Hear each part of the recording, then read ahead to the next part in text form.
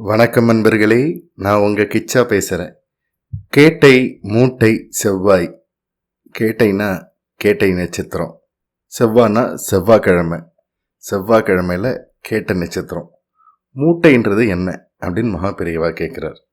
யாருக்கும் பதில் தெரியாததால் அவரே சொல்கிறார் மூட்டைன்றது என்னன்னு. அந்த சம்பவம் பற்றினது தான் இந்த பதிவு. மகாபெரியவா மூட்டையை பற்றி என்ன சொல்கிறார் அப்படின்னு தெரிஞ்சுக்கிறதுக்கு முன்னால் நம்ம சேனலை சப்ஸ்கிரைப் பண்ணாதவங்க கண்டிப்பாக பெல் ஐக்கான் கிளிக் பண்ணுங்கள், சப்ஸ்கிரைப் பண்ணுங்கள். ஸ்ரீமடத்தில் மகாபெரியவா முன்னிலையில் தினமும் காலையில் பஞ்சாங்க படனம் நடைபெறும். நாள்தோறும் திதி, வாரம், நட்சத்திரம், யோக கரணங்களை அறிந்து கொண்டாலே மகத்தான புண்ணியம் என்பது சாஸ்திர வாக்கியம். ஒரு அமாவாசை திதி அன்று செவ்வாய்க்கிழமையும் கேட்டை நட்சத்திரமும் கூடியிருந்தன. இன்னைக்கு கேட்டை, மூட்டை, செவ்வாய்க்கிழமை எல்லாம் சேர்ந்திருக்கு. அதை ஒரு தோஷம் என்பார்கள், பரிகாரம் செய்யணும் என்றார்கள். மகாபெரியவா அப்பா குட்டி சாஸ்திரிகளுக்கு சொல்லி அனுப்பு, லோகக்ஷேமத்துக்காக ஹோமங்கள் செய்ய சொல்லு என்றார். பரிகார ஹோமம் நடந்து கொண்டிருந்த போது மகாபெரியவா அங்கே வந்து பார்த்தார்கள்.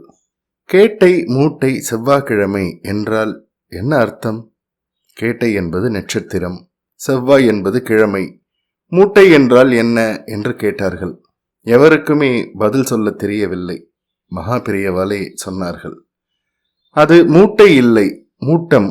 மூட்டம் என்றால் அமாவாசை.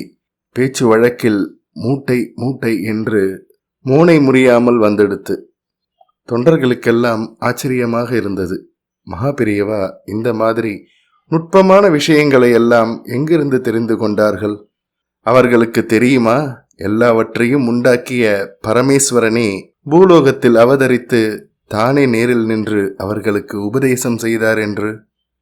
ஜெய ஜெய சங்கர ஹர ஹர சங்கர. இந்த பதிவு உங்களுக்கு பிடிச்சிருந்தா லைக் பண்ணுங்க, ஷேர் பண்ணுங்க, கமெண்ட் பண்ணுங்க. மறக்காம பெல் ஐக்கான் கிளிக் பண்ணுங்க, சப்ஸ்கிரைப் பண்ணுங்க. நன்றி நண்பர்களே.